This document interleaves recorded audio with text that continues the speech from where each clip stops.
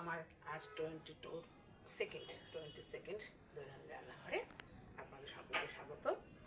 প্রতিদিনের মতো আবার আপনাদের কাছে আমরা উপস্থিত হয়েছি। আমার তো রোজের রান্না আছেই, তাছাড়া আপনারা তো অনেক দিনই আপনাকে অনেক রকমভাবে আপনাদের পনির করা দেখিয়েছি। তো আজকে আগেও বোধহয় এটা দেখিয়েছিলাম, আমার ঠিক মনে নেই, তবু আজকে আমি এটা করছি বলে তবু আর একবার নতুন করে দেখাচ্ছি, যাতে আপনাদেরও খেতে ভালো লাগে। পনির তো নিজস্ব কোনো স্বাদ নেই, একে স্বাদান্বিত করা যাকে বলা হয়, বিভিন্নভাবে রান্নার প্রসেসে তাকে স্বাদান্বিত করতে হয়। আমি এই যে পনিরটা ভেজে নিয়েছি একটু সাদা তেল আর সামান্য বাটার ইউজ করে, ঠিক আছে। সময়টা একটু কম লাগবে তাই। এবার আমি এখানে যে তেলটা ছিল এই তেলে একটু গোটা গরম মশলা ফোড়ন দিয়েছি, দেখতে পাচ্ছেন, দিয়ে অল্প দিয়ে আমি কিন্তু এটাকে কী করব, ভাজা হয়ে গেছে দেখুন, তুলে ফেলে দেবো, এটা কিন্তু রাখবো না, কেমন, ঠিক আছে। এই যে এটা রইল। এবার কিন্তু আমি এটাকে এই পনিরগুলোকে দিয়ে দিচ্ছি, ঠিক আছে। এটাকে আমি নামের কিছু নেই, যা সত্যি তাই করছি, আপনার ফ্রুট পনির। আমরা তো নানানভাবে করে থাকি, যেভাবে পনির পাতুরি, তারপরে আপনার শাহি পনির, পনির মশলা, অনেক কিছুই করা হয়। এটা কিন্তু আপনি ভাতের সঙ্গে খেতে পারবেন, তাছাড়া রুটি, পরোটা, যা দিয়ে ইচ্ছে। আমিষের দিনে আপনারা যারা আমিষাশী তারাও খেতে পারবেন, আর উপোসের দিনেও আপনারা এটা কিন্তু রুটি পরোটা দিয়েও খেতে পারবেন। আর আমরা তো প্রতিদিনই কিছু না কিছু খেতে হয়, তার সঙ্গে আমাদের এটা ভাতের সঙ্গেও আমরা খেয়ে থাকি। আর আমরা তো আজকে দুপুরেই খাবো, ভাতের সঙ্গেই খাবো। শুধু রান্নাটা আমি দেখিয়ে দিচ্ছি, কেমন। এই দেখুন, আমি এখানে এই যে আপেল গ্রেট করে রেখেছি। এটা কিন্তু কোনো রকম মশলা দেওয়ার দরকার নেই, জাস্ট ওই যে বললাম আপনার গোটা গরম মশলা একটু ভেজে কিন্তু ফেলে দেবেন। এবার পনিরটা তো আগেই ভেজে রেখেছিলেন, এবার আমি এর মধ্যে একে একে এই যে আপেল গ্রেট করা আছে দিয়ে দিচ্ছি, কেমন, ঠিক আছে।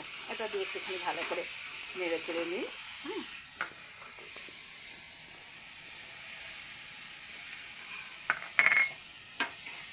দেখুন, একটু নেড়ে চেড়ে নিন। আপনার দেখুন, এক অর্থে এটা খেতেও খুব সুস্বাদু হবে, দ্বিতীয় অর্থে আপনার ফলটাও খাওয়া হয়ে যাবে। আর এই দেখুন আঙুর, এটাকে আমি একটু থেতো করে নিয়েছি, পুরোটা কিন্তু রস বার করে নিই, তাহলে খেতে কিন্তু বেশি ভালো হবে, কেমন। এই দেখুন, আমি এই যে হয়তো বলবেন কিশমিশ ইউজ করলে হয়, যেহেতু এটা আপনার কাঁচা ফল ব্যাপারটা করছি তো সেই জন্য কিশমিশটা দিচ্ছি না, এই আঙুর দিলে এটা তো হয়ে যাবে। আর যখন আনারস পাওয়া যায় বর্ষায়, এখন ঠিক আনারসটা পাওয়া যায় না, বর্ষার সময় কিন্তু আনারস দিলেও হবে, খুব সুন্দর খেতে হয়, ঠিক আছে। আর হচ্ছে কি আপনার এটা এই দেখুন, এটা বেদানার রস, এটা পরে দিচ্ছি আমি, আগে আমি এটা এই যে ঘন করে একটু দুধ গুলে রেখেছি, কেমন, এটা দিয়ে দেব। এই দেখুন,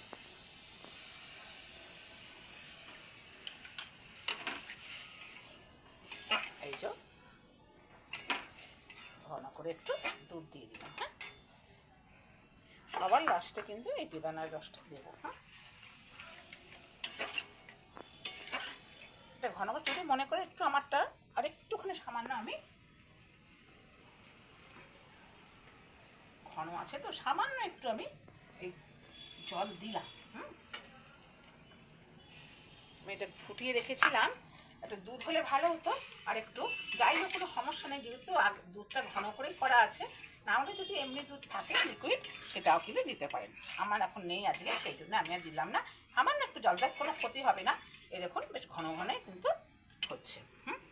এবার আপনি প্রয়োজন মতো নুন, যতটা আপনার জিনিসটা সেই অনুযায়ী তো করবেন, তো সামান্য একটু নুন, বেশি নুন দেবেন না, তাহলে কিন্তু বাজে হয়ে যাবে খেতে। কারণ এটা তো নুনের বেশি নয়, ঠিক আছে, সামান্য একটু নুন স্বাদটা বাড়ানোর জন্য। আর একটু এইবার এই যে বেদানার রস,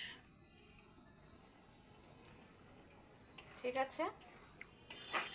দেখুন দেখতেও সুন্দর হচ্ছে, আর খেয়ে দেখবেন, খেতেও কিন্তু প্রচণ্ড সুন্দর হবে। এটা শুধু আমার কথার কথা নয়, করে না দেখলে আপনি তো আমার কথাটা যথার্থ বুঝতে পারবেন না, করলে তবে কিন্তু আপনার দেখবেন খেতে ভালো লাগবে।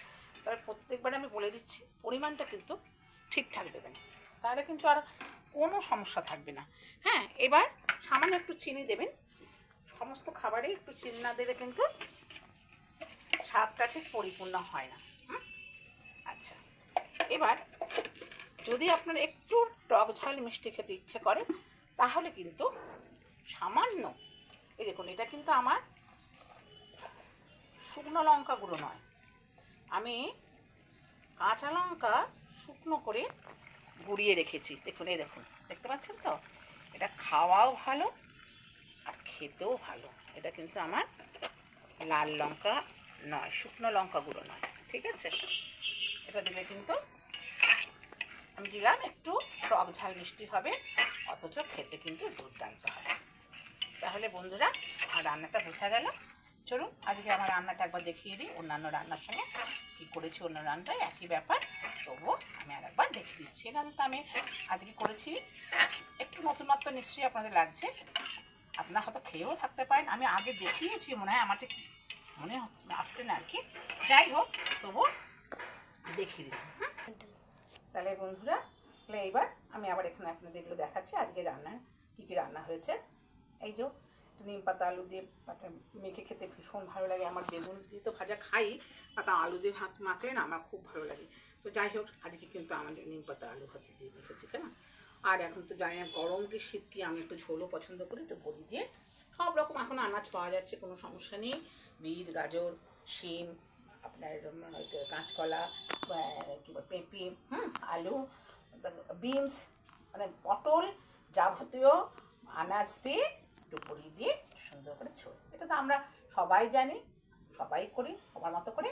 তবে আমার একটু যেটা হলো, আমি একটু আলাদা করে গেলে, জানি না অন্যরা কে কী করে, যদি আপনারা করেন তো আমার কথাটা মেনে দেখবেন যে সত্যি ভালো লাগে। আপনি ফোড়নে কিন্তু যতই ঝোল হোক, ঝোল হলেও আপনি একটু হিং আর 5 ফোড়ন দেবেন। এইবার আপনি আদা, জিরে, ধনে যা দেবার দেবেন, দেখবেন ঝোলটা কত সুন্দর খেতে হবে।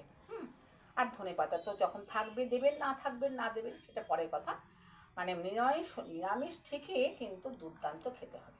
এবার বড়ি থাকলে তো বড়ি অ্যাডই করবেন, আর না থাকলেও কোনো সমস্যা নেই, শুধুও কিন্তু খুব সুন্দর লাগে খেতে। হয়ে গেল। আর আজকে একটু ঝিঙে আলু পোস্ত করেছি, দেখুন ঝিঙে আলু পোস্ত। এটা আর কিছু বলার কিছু নেই, এটা একটাই বলা যে আমি কষা কষা হয়ে গেলে আপনার পুরো সিদ্ধ হয়ে যাওয়ার পর আমি শেষকালে পোস্তটা অ্যাড করি, ওটা তো কিন্তু সুন্দর খেতে লাগে। শুধু আমি খেতে ভালোবাসি বলে নয়, আমাদের বাড়িতে যে যখন কেউ আসে তখন বলে তুমি কিন্তু ওই ধরনের পোস্তটা করবে, যেটা আগে তুমি কিন্তু ভেজে ফেলো না, আমাদের খুব খেতে ভালো লাগে। যাই হোক, সবার মানে রান্নাটা তো শুধু আপরুচি না, অন্যের অনুযায়ী, অন্যের স্বাদ অনুযায়ী মানুষে করে থাকে, তাতে যাতে কারণ অন্যের না ভালো লাগলে সেটা তো শুধু নিজে ভালো লাগলে হবে না। সেই হিসাবে কিন্তু আমরা প্রত্যেকেই সেই হিসাবে রান্না করি, ঠিক আছে? আর আজকে তো আমি এই যে আপনার পনিরের ব্যাপারটা দেখালাম, এটা ফ্রুট পনির। শুধু করলে হবে না, নিজে করে খাবেন, অন্যকে করে খাবেন, দেখবেন যদি কেউ খারাপ বলে তখন তো আপনি আমাদের কমেন্টে জানাবেন। দেখবেন সত্যিই কিন্তু খেতে খুব সুন্দর লাগছে। আমরা মা মাসিরা তো আছি, ছোটো বোন ভাই সবার কিন্তু খুব মানে খেতে ভালো লাগবে। এটা কিন্তু সবাই সব ব্যাপারে খেতে পারবে। আমরা তো একটু মিষ্টি মিষ্টি খাবার পছন্দই করি, সেটা আমরা নিরামিষ হিসেবে বলে নয়। পনিরটা একটু মিষ্টি মিষ্টি হলে খেতে ভালো লাগে, কিন্তু তবু টক ঝাল মিষ্টি হলে কিন্তু আরেকটু ভালো লাগে, ঠিক আছে? তাহলে আপনি এটা করে দেখুন, যে যদি ঠিক যেমন করে আমি দেখালাম, যেমন করে বললাম, কিন্তু সেই পদ্ধতিতেই করতে হবে। শুধু পরিমাণটা যার যেমন, আমার যেমন একরকম দিয়েছি, আপনার যেরকম অনুযায়ী হবে সেরকম অনুযায়ী একটু পরিমাণ করে আন্দাজ করে জিনিসটা করবেন, দেখবেন খুব সুন্দর হবে খেতে। আর এই যে বললাম, আমার তো এটা প্রতিদিনেরই ব্যাপার, একটু তেল বাটা আর একটু টক দই। বারবার করে বলছি, অনুরোধ করেও বলছি, অন্তত এই গরমকালটা তো আপনারা টক দই অবশ্যই খাবেন।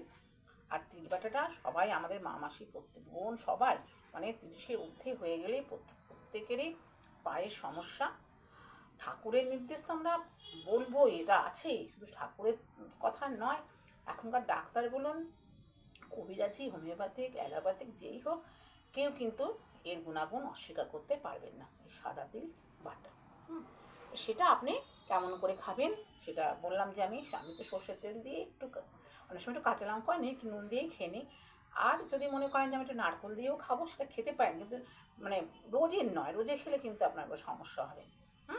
কিন্তু সে প্লেন খাওয়াটাই ভালো। তো দেখুন, যদি আপনাদের আমার এই রান্না কোনো কাজে লাগে, আমি নিজেকেও ধন্য মনে করব।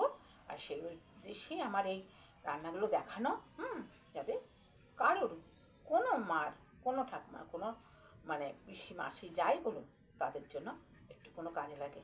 ঠিক আছে বন্ধুরা, তাহলে আজকের মতো টাটা, আবার অন্য একটা ভিডিওতে দেখা হবে।